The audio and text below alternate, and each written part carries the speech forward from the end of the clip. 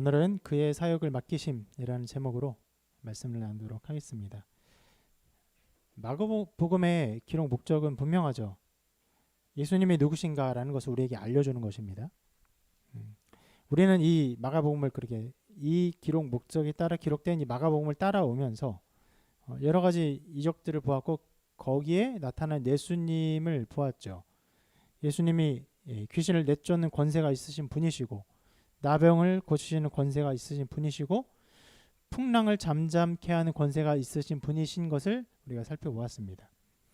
그리고 지난주에는 이 예수님의 권능이 아주 극적으로 드러난 사건을 보았죠. 바로 죽은 12살 소녀를 살리심으로 죽음을 이기는 권세가 있으신 분이다. 이런 점진적인 어떤 권세의 강조들, 권세의 확대들이 마가복음 속에 계속 기록되어 왔던 것입니다.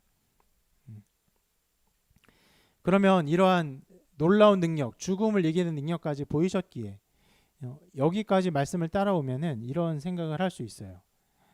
이제 앞으로 나타날 사건이 무엇일까?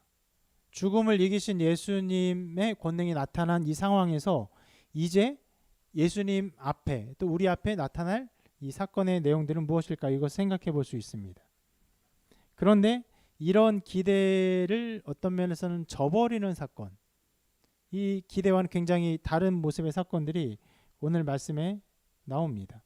예수님의 굉장히 뭔가 위축된 것 같은 그런 내용이 기록되어 있어요.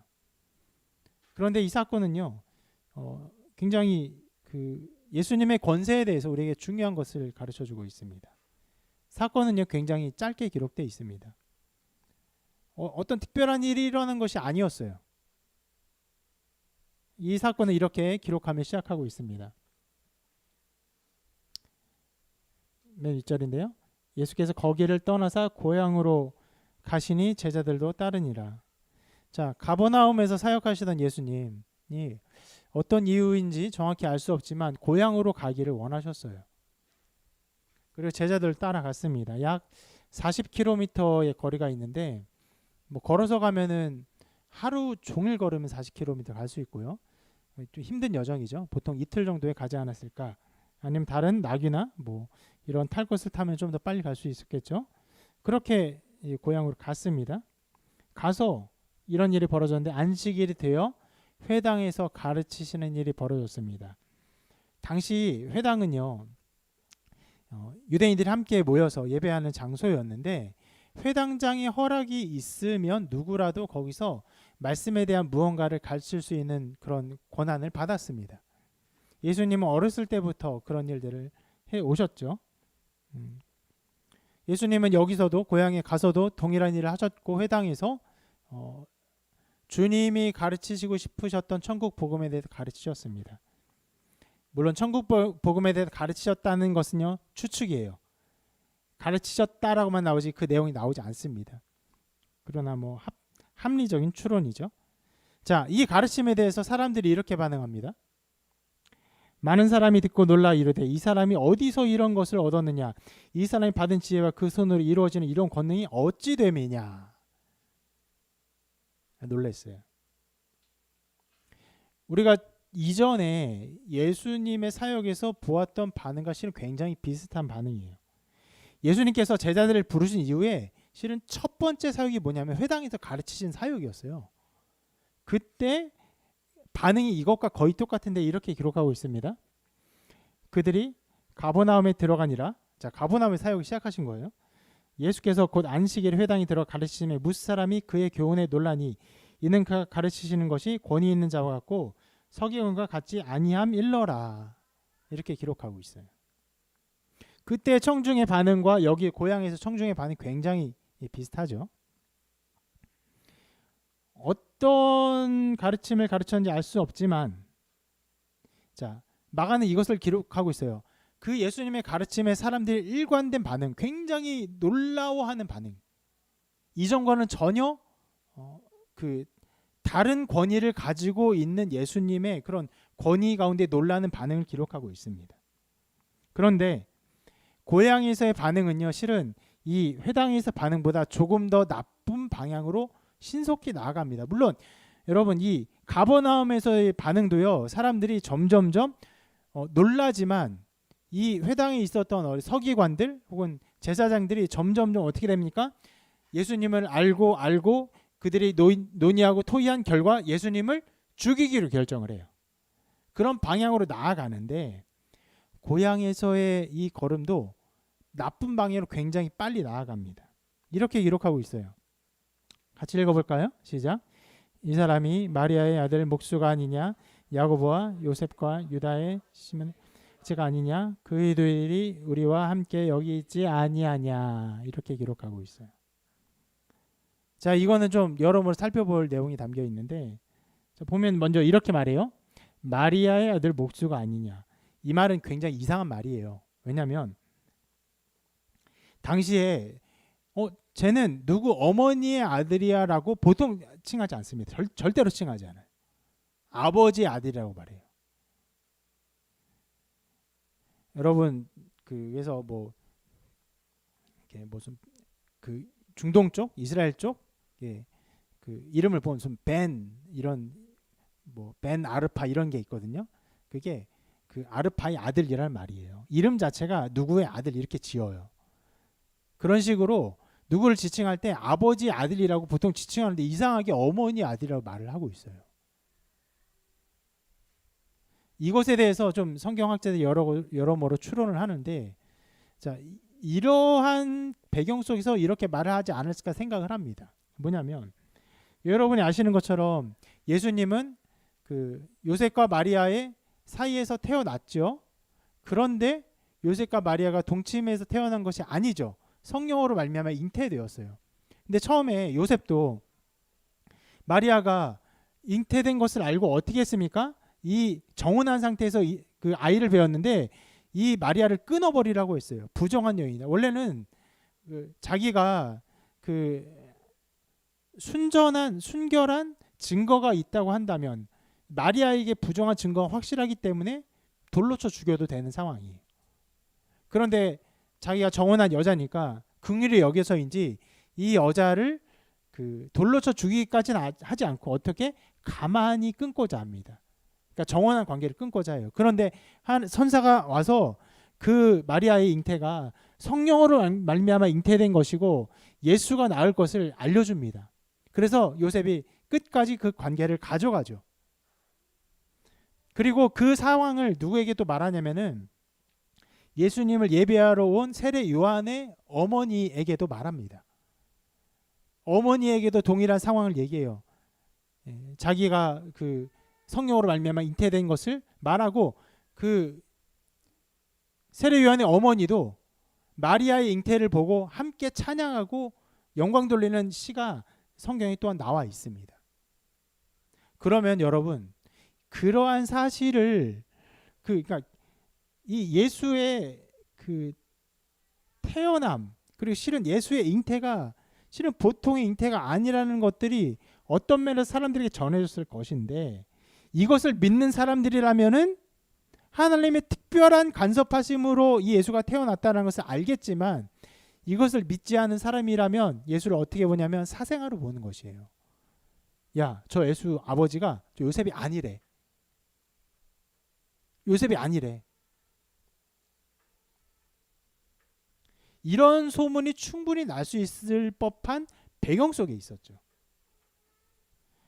그렇기 때문에 그런 배경 속에서 이 예수님을 비하하는 말로 이렇게 말하는 거예요. 마리아의 아들 목수가 아니에요. 요셉의 아들이 아니라.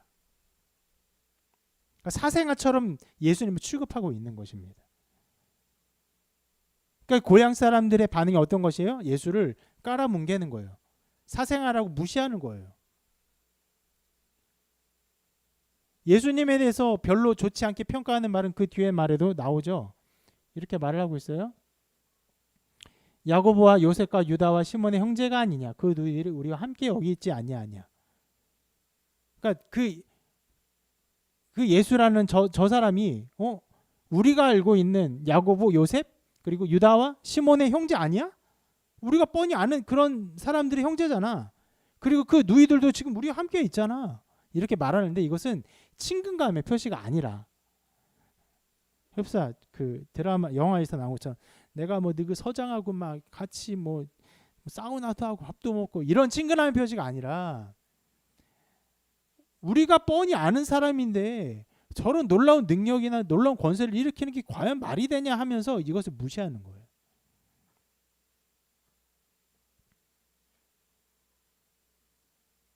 절대로 이것은요 친근함을 표시하는 말이 아닙니다.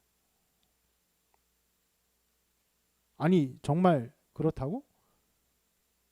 우리가 다 형제들 아는데 저 예수가 그렇게 특별한 사람이라고? 그럴 리가 없어. 이렇게 생각하는 거예요.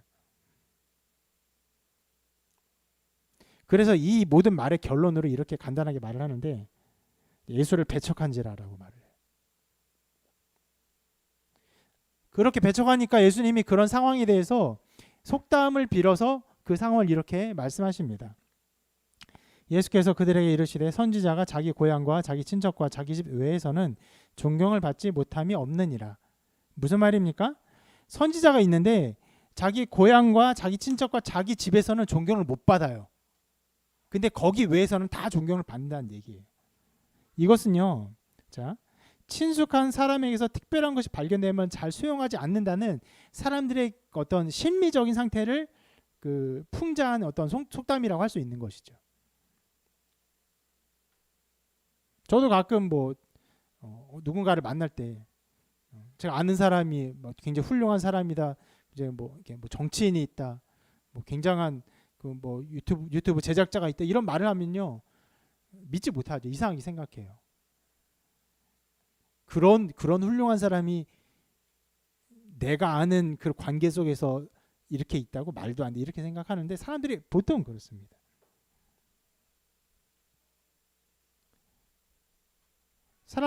이런 현상이 사람들에게 자주 나타납니다.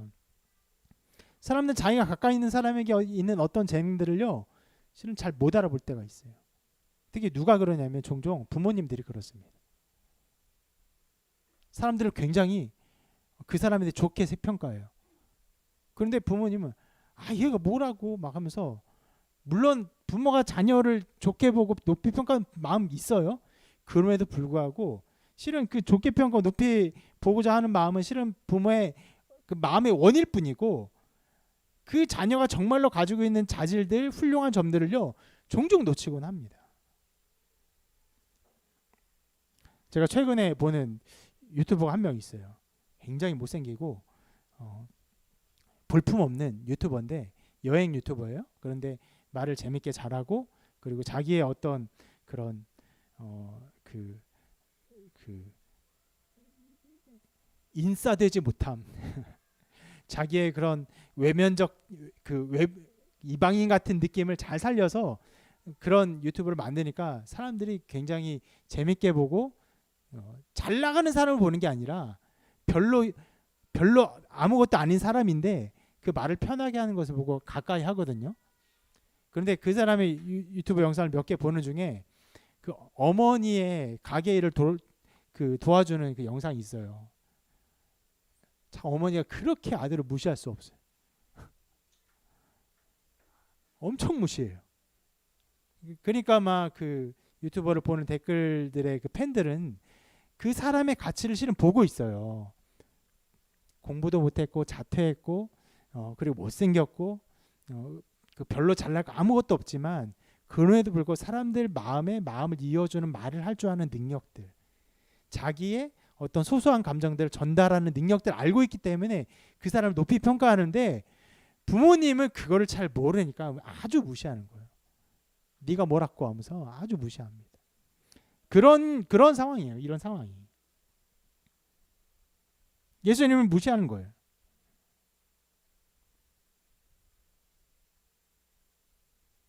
자, 이런 상황 속에서 그 고향 사람들이 뭐야? 저 예수 우리가 다 아는 사람 아니야? 우리가 알고 있는 사람의 그 형제 아니야? 이러면서 무시하니까 그리고 배척하니까 예수님의 사역이 굉장히 어려움에 처합니다. 그래서 이렇게 기록해요. 거기서는 아무 권능도 행하실 수 없어 다만 소수의 병자에게 안수해 고치실 뿐이었고 그들이 믿지 않음을 이상히 여기셨더라. 뭐라고 말했습니까? 거기서는 아무 권능도 행하실 수 없어. 이렇게 표현하고 있어요. 이제까지 기록과는요, 여러분 너무 대조적인 기록이에요.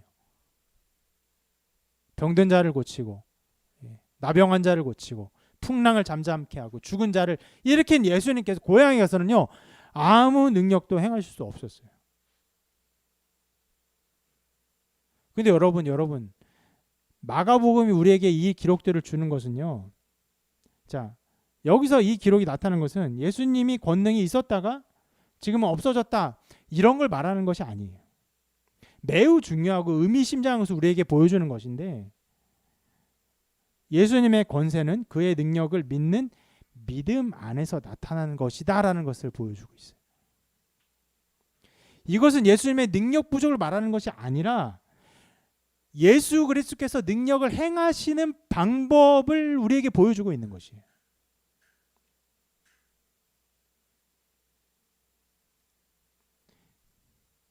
놀랍게도 주님께서는요, 자기의 권세를 아무 때나 아무 상황이나 무제한적으로 그 권세를 나타내지 않으세요.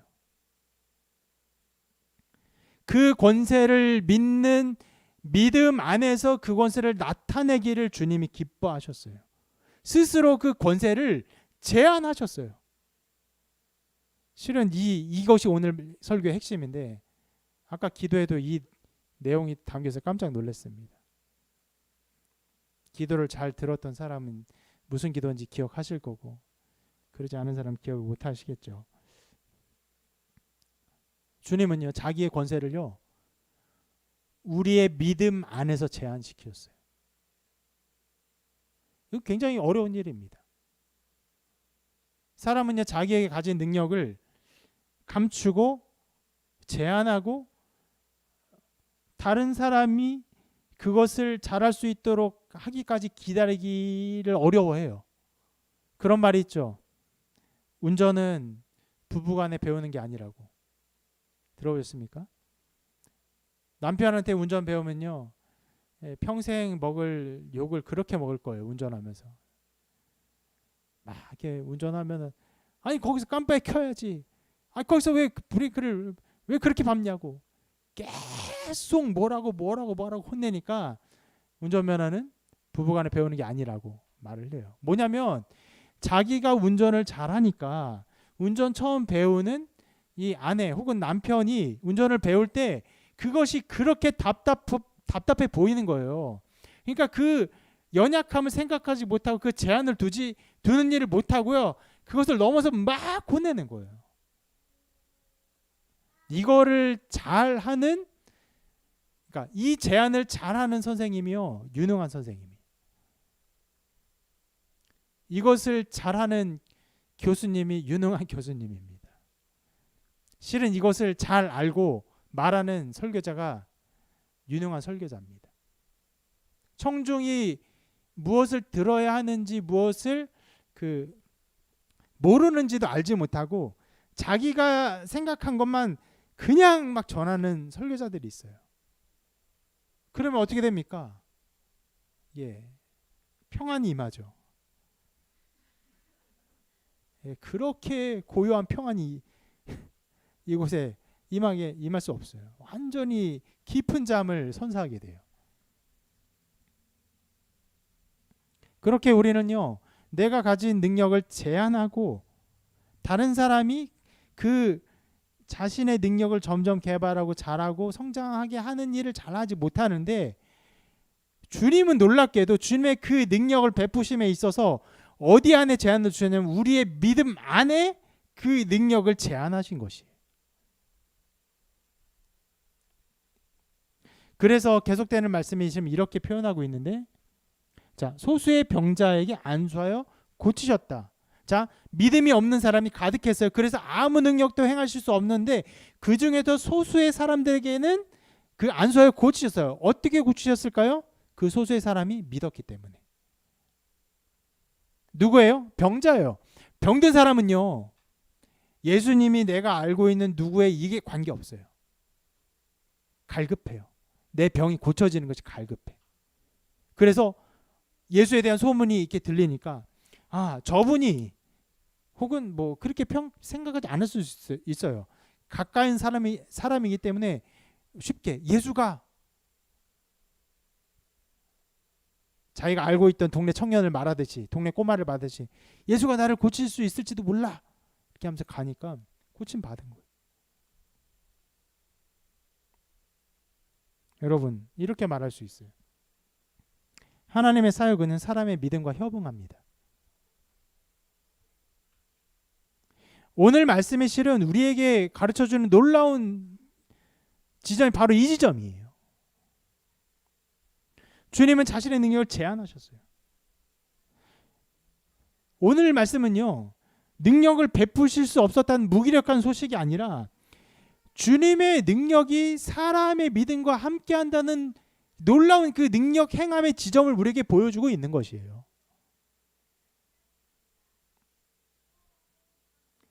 이 사실 안에서 여러분, 우리의 믿음이 어떤 일을 하는지를 생각해 보아야 합니다. 우리의 믿음이 무슨 일을 합니까? 어떤 일을 하는 것이에요? 이렇게 말할 수 있어요. 하나님이요, 우리의 믿음 안에서 하나님의 사역을 이루시기를 원하세요. 어디서요? 우리의 믿음 안에서. 어디서요? 우리의 믿음 안에서. 그러면요, 우리의 믿음 밖에서는 어떤 일이 벌어집니까? 하나님의 이 놀라운 사역이 이루어지지 않는 것이에요. 아까 보았던 것처럼 아무 능력도 행하실 수 없어 하는 일들이 벌어지는 것이에요. 이 말씀 생각할 때 여러분, 실은 우리는 두렵고 떨려야 돼요. 아니, 우리의 믿음 안에서 그 일을 행하기를 작정하셨다고? 우리의 믿음 밖에서는 능력을 행하실 수 없다고? 그럼 우리 믿음 안에서만, 거기서만 하나님의 놀라운 능력이 나타난다고?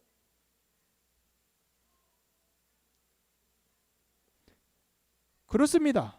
아까 우리 대표 기도자가 고백했던 말, 믿음이 없이는 이것을 많이 되뇌었다. 실은 저도 그것을 한 주간 많이 되뇌었어요.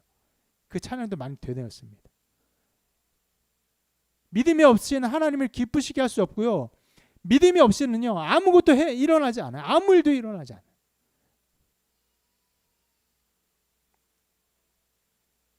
이런 것들은 일어납니다. 먹고 마시고 자고 즐거워하고 슬퍼하고 다투고 싸우고 화해하고 이런 인간의 모든 일상적인 일이 우리 안에 다 일어나요. 그런데 믿음이 없이는요, 하나님의 일이 우리 삶에 아무것도 나타나지 않아요. 그러나 믿음 안에서는요, 하나님이 일하세요. 하나님이 역사하시고 하나님의 나라가 이루어지는 일들이 벌어져요. 우리는 아무것도 아닌 사람이에요. 시간의 관점에서 보면요, 찰나의 순간밖에 살지 못하는 사람이고, 우주의 관점에서 보면요, 우리는요, 먼지보다 작은 존재예요. 그러나 아무것도 아닌 우리의 존재지만 하나님이 우리에게 믿음을 주시고 그 믿음을 통해서 역사할 때 우리를 통해서 하나님의 나라가 이루어져요. 여러분, 믿으십니까? 주님은 그렇게 우리의 믿음 한계 안에서 자신의 사역의 한계를 두셨습니다. 주님은요, 절대로 이 땅에 오실 때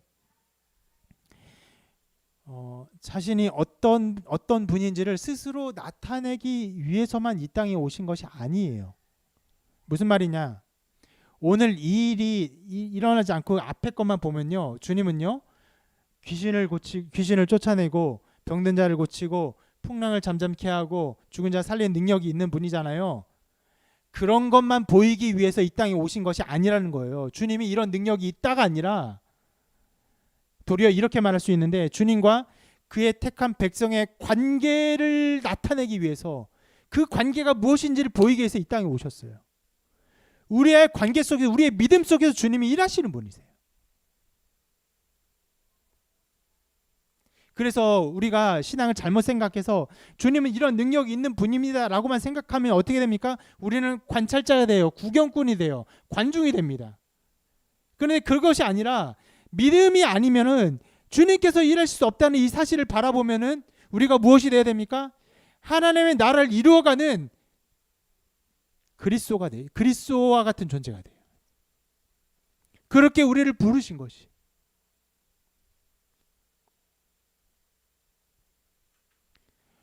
우리의 각 사람의 존재가 얼마나 놀랍고 탁월한 존재인지 알려주기 위해서 하나님의 아들이 이 땅에 오셔서 이 일을 보여주신 것이라고요. 너희들이 그냥 살다가 그냥 죽어지고 그리고 없어지는 그런 하찮은 존재가 아니라 나는 너희를 통해서 나의 나라를 이루기를 원한다. 나는 너희의 믿음을 통해서 나의 영광스러운 나라를 완성하기를 원한다. 이것을 보여주시는 것이에요. 이 관계를요, 그 다음 사건이 실은 더욱 선명해 보여주고 있습니다. 자, 이제까지 제자들은요, 예수님을 따라다녔어요. 그죠? 그리고 예수님을 바라보았습니다. 그런데 이 다음 사건에서 이 제자들은 새로운 일을 하게 됩니다. 이렇게 기록하고 있어요.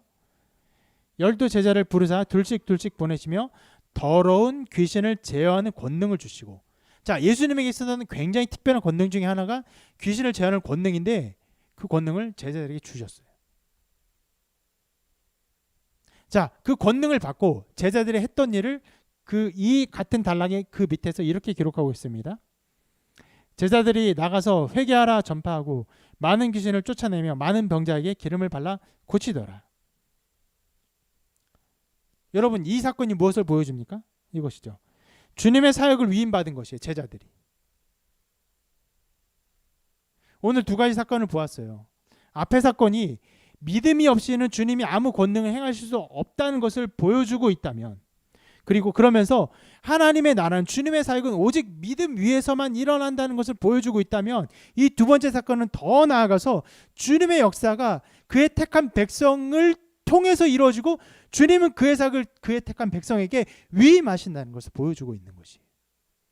실은 굉장히 다른 사건이지만 굉장히 밀접하게 연관된 사건입니다.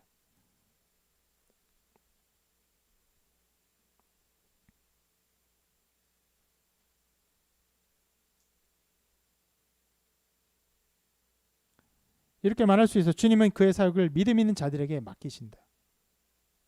제자들이 이 일을 할 수 있었던 일은요, 주님을 믿었던 믿음 있는 자들이었기 때문에 그래요. 그리고 지금도 주님은요, 그 믿음 있는 자들에게 주님의 사역을 맡기십니다. 한 걸음 더 나아가죠. 주님이 무엇은 일을 하실 때 믿음이 없이는 그 일이 일어나지 않는 것에 더 나아가서 아예 주님의 사역을 그 믿음 있는 자들에게 맡기시는 거예요. 무엇이라 말했습니까? 주님의 멍에를 매는 것이에요. 우리가 지고 있던 그 수고롭고 무거운 짐을 내어버리고 우리가 주님의 멍에를 매는 것이에요. 쉽고 가벼운 짐.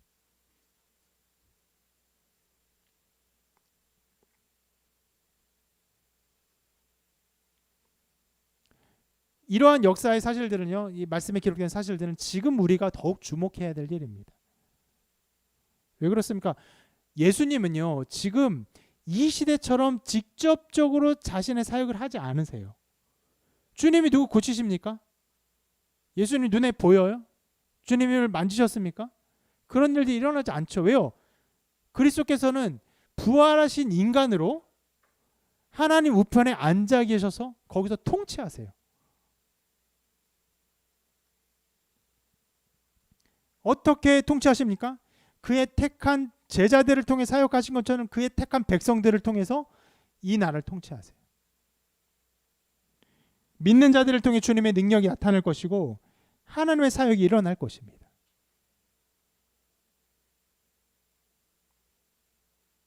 여러분, 이 믿음 안에서 하나님의 나라가 세워집니다.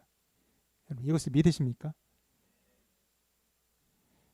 이러한 믿음이 여러분 안에 여러 모양으로 역사하는 것을 보아왔습니다.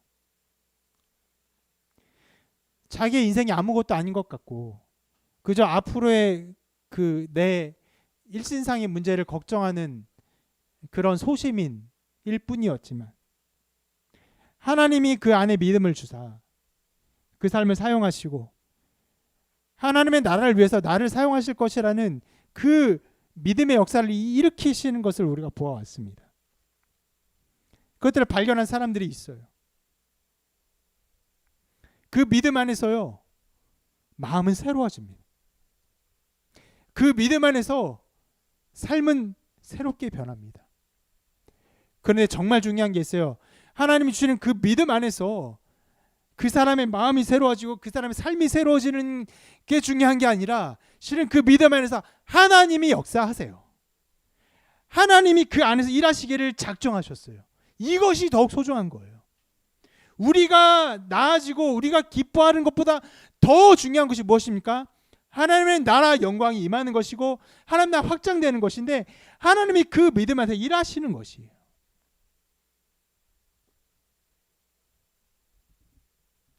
하나님은 단순히 우리의 마음을 위로하기 위해서, 우리 마음을 기쁘게 하기 위해서 우리에게 은혜를 주시는 분이 아니십니다.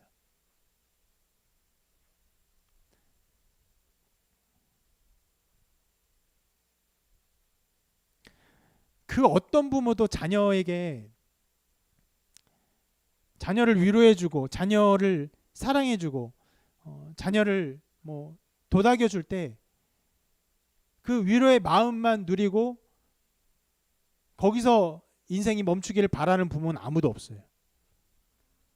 궁극적으로 바라는 것은 그 자녀가 정말 소중한 사람이 되는 것, 정말 귀한 사람이 되는 것, 귀한 일을 이루는 아름다운 사람이 되기를 바라는 것 아닙니까? 하나님도 우리 마음에 위로와 은혜와 은총 주실 때 그 마음에서 만족하는 것이 아니라 그것이 아니라 하나님의 영광스러운 나라를 위해서 하나님이 일을 하기를 원하시는 것입니다.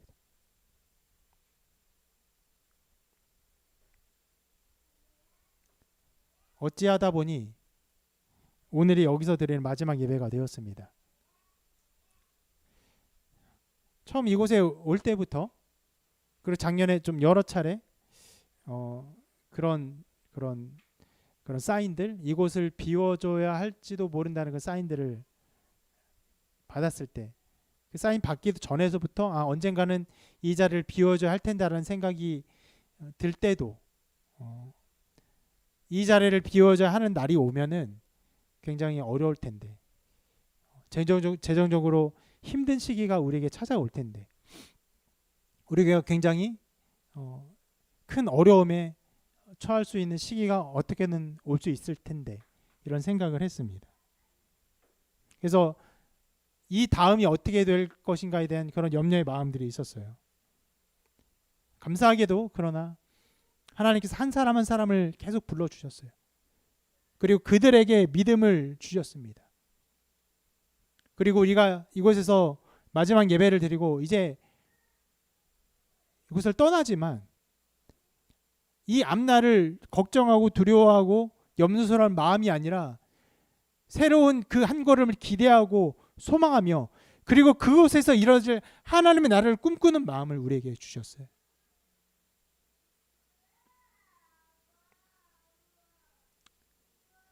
우리의 이 걸음을 통해서 무언가 정해진 것이 없지만, 확실하게 정해진 일들이 없지만 하나님 우리를 통해서 일하실 것입니다. 우리의 믿음을 통해서 하나님 나라가 이루어질 것입니다. 그런 염려도 할 수 있어요. 예배 처소가 바뀌면요, 사람들의 그 예배 참여라든지 이런 모든 상황들이 되게 연약해질 수 있거든요. 여러분, 이 시기는요, 도리어 더욱 이런 예배 처소가 변동되고 바뀌는 이 상황들은요, 여러분의 믿음이 증명될 시간입니다. 어떤 어려운 환경이 있을지라도, 어떤 곤란한 상황이 있을지라도 믿음이 있으면요, 아무 문제 되지 않습니다. 믿음이 있는 곳에서 하나님 나라가 이루어지기 때문에 그렇습니다. 그런 믿음 안에서 하나님이 우리를 통해 일하시고 역사하시고, 단순히 우리가 모이는 모임의 만족이 아닌 하나님의 나라를 이루어 가실 줄 믿습니다.